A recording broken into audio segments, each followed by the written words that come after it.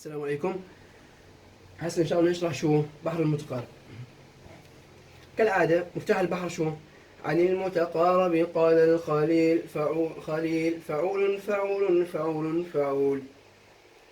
هسه بدنا نعرف تفعيل أساسية، بنحفظ شكلها، بنحفظ تفعيلات فرعية وباقي سهل. المتقارب بحر سهل ان شاء الله. تمام؟ اذا التفعيل الأساسية له هي شو؟ فعول، هي له تفعيلة رئيسية واحدة. باقي التفعيلات هي تفعيلات فرعية. فعول هي، احفظها، ركز معي. هاي فعول مش نفس فعول في البحر الوافر، نفس الكتابة صحيح، لكن موقعها بيختلف. هسه بنشرح موقعها شو يعني. إذا أنت مش حابب تحفظ شكلها قطعها. ف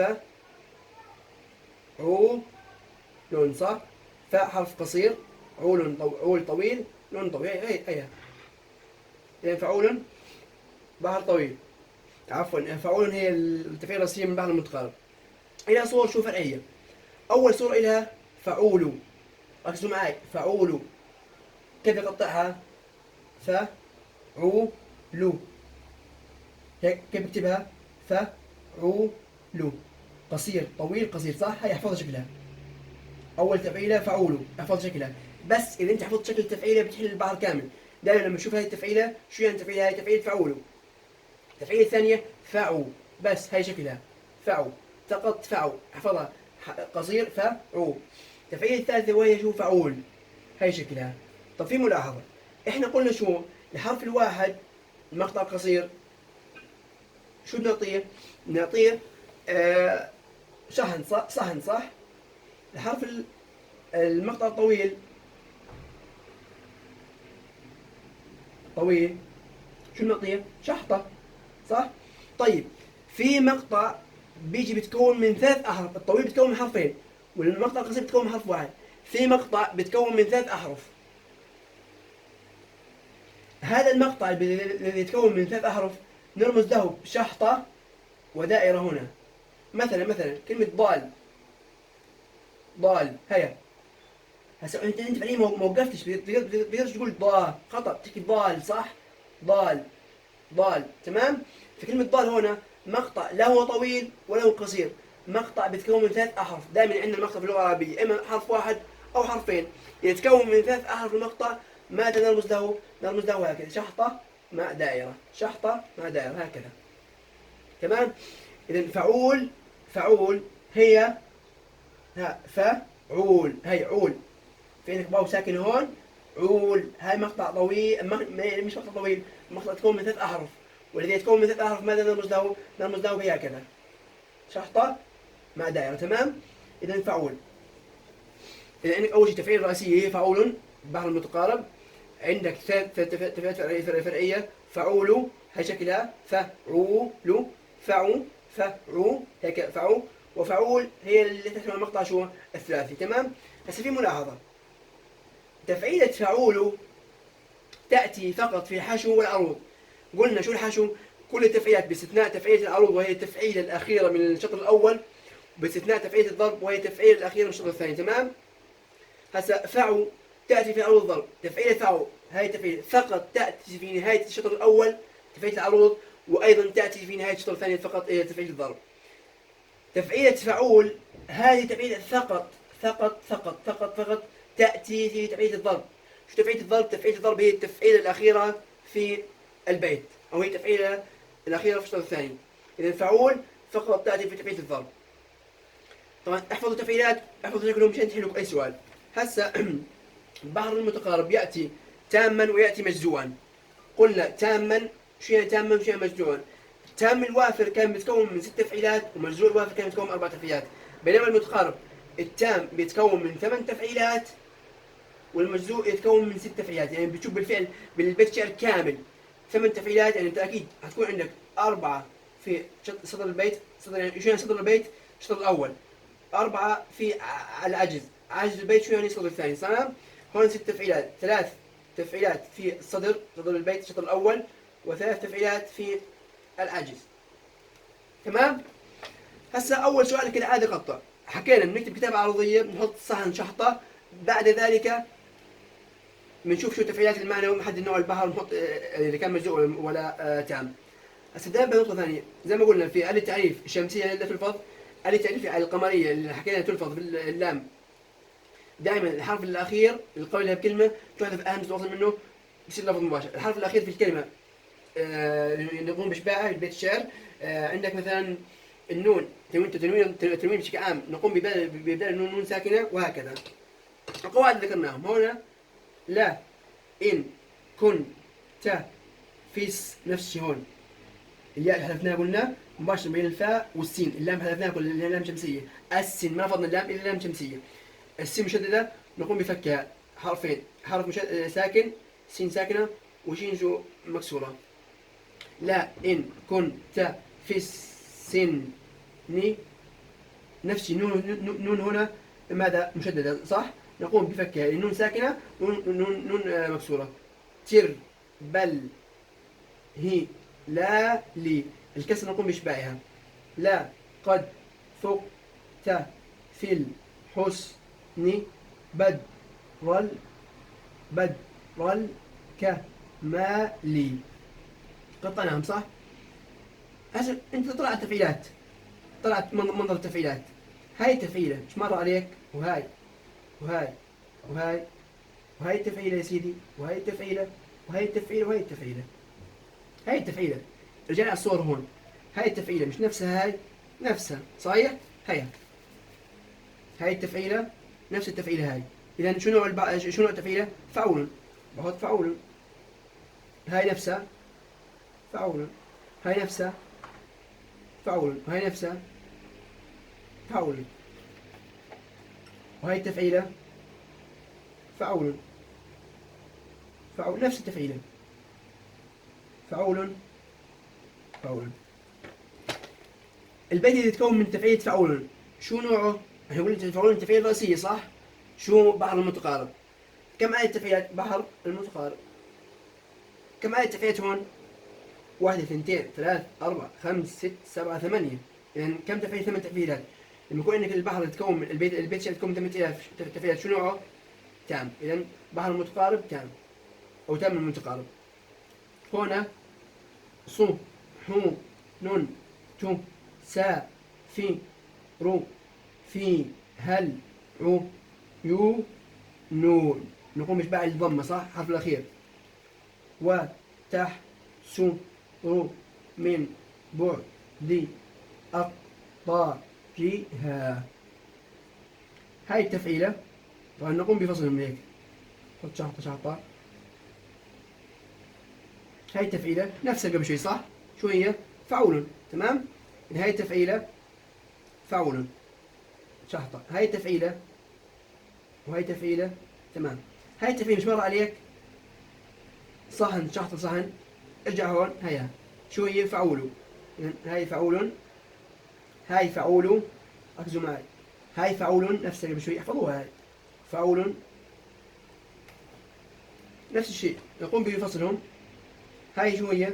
أخذناها قبل شوي. هي نفسها هاي نفسها هاي صح؟ شو هي؟ فعول. هنا نفس الشيء فعول. انت هسه انا بقوم بوضع الشحطه هاي افصل بينهم بين تفعيلات. هسه مثلا لو اني سؤال، لو كملت هيك، في تفعيل زي هيك؟ فيش تفعيل زي هيك اصلا. لو كملتهم زي هيك في تفعيل زي هيك؟ لا، بحر المتقارب فيش زي هيك. تمام؟ نفس هاي فعول. هاي التفعيله صحن شحطه. مر عليك وين هي؟ شو هي؟ فعو.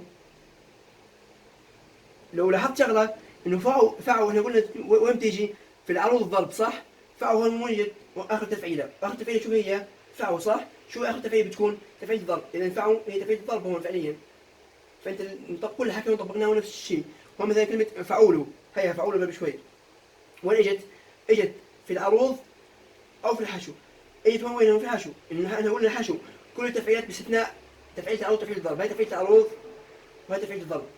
تفعيلة العروض هي تكون التفعيل الأول من التفعيل الأخيرة من الشطر الأول.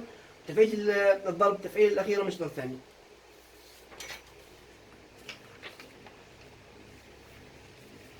هسه هون بيت شعر.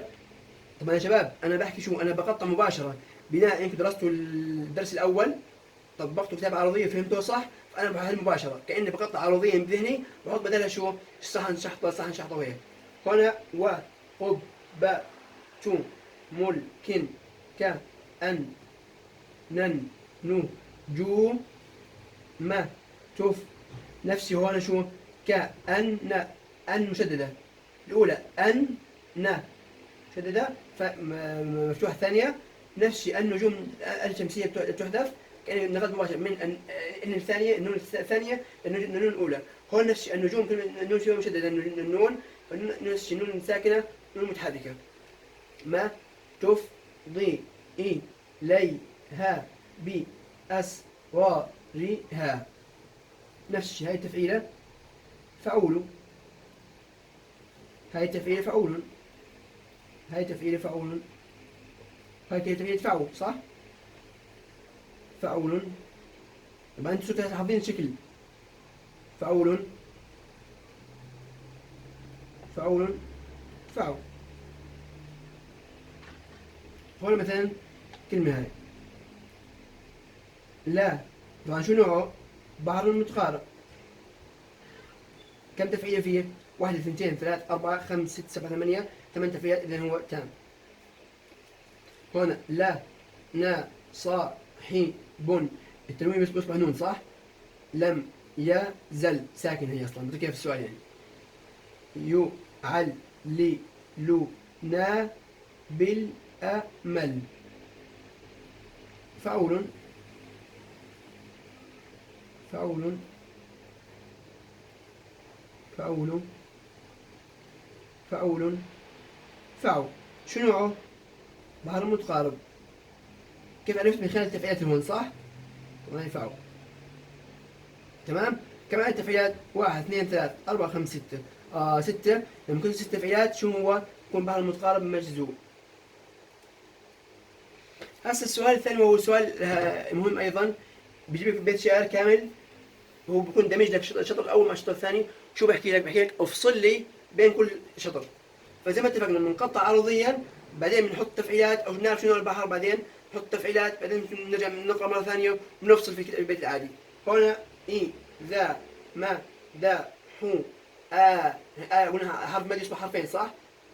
دا مي ين ما دح تو مو لل ما ولي ورب بل مم طبعا يا شباب كل بيكون مشكل في الامتحان بيعطيك حركاته فبيطلع عليك اسئله مباشره طيب هاي التفعيل مش مر عليك يعني بالله عليك هسه لو واحد حكى لي شو طب واحد لو واحد مثلا وقف لي حكي لي التفعيله هاي حد هون تمام وحكى لي هاي التفعيله شو بحر الوافر تفعيل مفاعلة كلامه صح طب كمل لي يا سيدي عزيز هاي شو التفعيله هاي من المريخ من الفضاء لا مش مطلوب من التفعيله هاي خطا فانت اكيد صح من التفعيل انت واحد يحكي لي طب يا استاذ بس التفعيله هاي مفاعلة طب ليش بيكون مثلا بحر وافر طب يا سيدي كمل لي التفعيلات هاي شنو التفعيله هاي لا وافر ولا متقارب خطا حلك انت هيك فشو بسوي هاي تفعيله فعول وهاي تفعيله ثانيه فعول هاي فعول يعني كده تفعيل فعول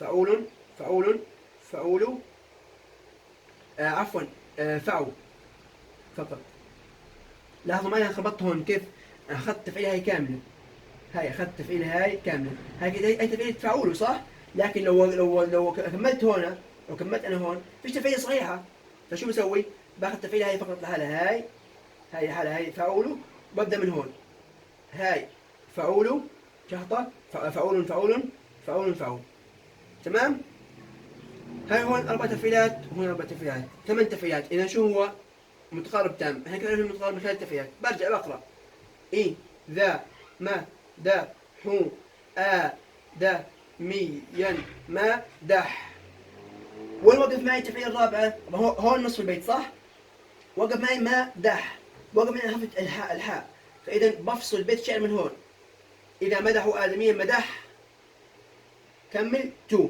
هيك بصير اذا بفصل بيت الشعر من حرف الحاء بيكون اخر حرف في الشطر الاول والتاء بيكون شو اول حرف في الشطر الثاني تمام مثال ثاني عشان نفهم اكثر اذا كنت في حاجة مرسلا فارسل حكيما ولا توصيه تمام هنا أكيد هتحكي هاي تفعيلة فعول، هاي تفعيلة مباشرة فعول، هاي تفعيلة مباشرة. ركزوا معي، مش ناخذها هاي تفعيلة كاملة، خطأ، اللي أخذناها كاملة بتعني خطأ بعدين. فباخذها هون فاعل 4 تفعيلات، هون نفس الشيء فعول فعول فعول فاعل، صح؟ 8 تفعيلات، إذا بفصل من 4 تفعيلات هو متقارب تام، بفصل من 4 تفعيلات، احنا قلنا المتقارب التام يتكون من 8 تفعيلات، الشوط الأول 4 تفعيلات والشوط الثاني 4 تفعيلات، صح؟ 4 تفعيلات 4 تفعيلات، هسه احنا فصلنا عرضيا، بدي ارجع افصل في البيت نفسه، فشو برجع بقرا نفس الشيء، إذا كنت في حاجة مرسلا، أنا وقفت مرسلا صح؟ هنا عرضيا انتهى، الشوط الأول انتهى، نفس الشيء برجع بفصل هون مرسلا، هاي الشوط الأول وهاي الشوط الثاني. البيت الأخير وشاهدوا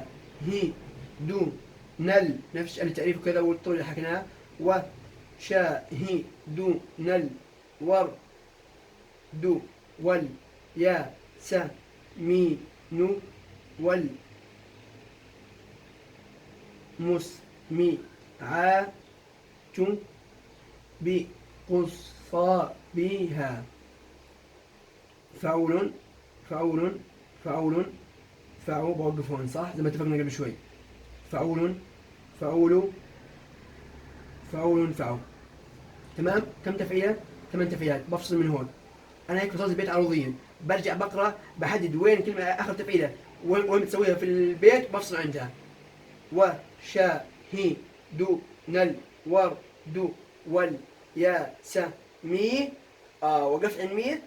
بفصل من هون، يعني النون بيكون بداية البيت الثاني الشطر الثاني، والياء آخر بيت من البيت آخر حرف من الشطر الأول. تمام؟ هيك خلصنا. في ملاحظة، سؤال ضع دائرة اللي بيقول لك بيجيب بيت شعر ناقص، بيعطيك 4 كلمات واختار منهم واحد الصح. هذا السؤال بنحل حالة عادي، تقاطع بيت الشعر واختار كلمة أنسب، ولكن أسرع إلك احفظهم حفظ أحسن لك، يعني احفظ شو الكلمة هاي وخلاص. يعني مثلا لو جينا على السؤال في الكتاب، في عندنا كتاب هون سؤال مثلا زي هيك،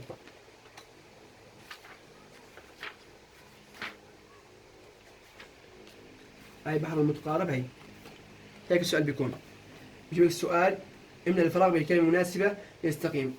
فأنت شو بتسوي؟ بتخطئ بيت شعر بتطلع كلمة، أو احفظهم أنا حفظهم من سنتي. ألا حبذا صحبة المكتب، إذا بلغ المرء آماله فليس له بعده مقترح، وعلمك جهل إذا ما وثقت بمن ليس يؤمن بمن من غدره. احفظهم راعي نفسك.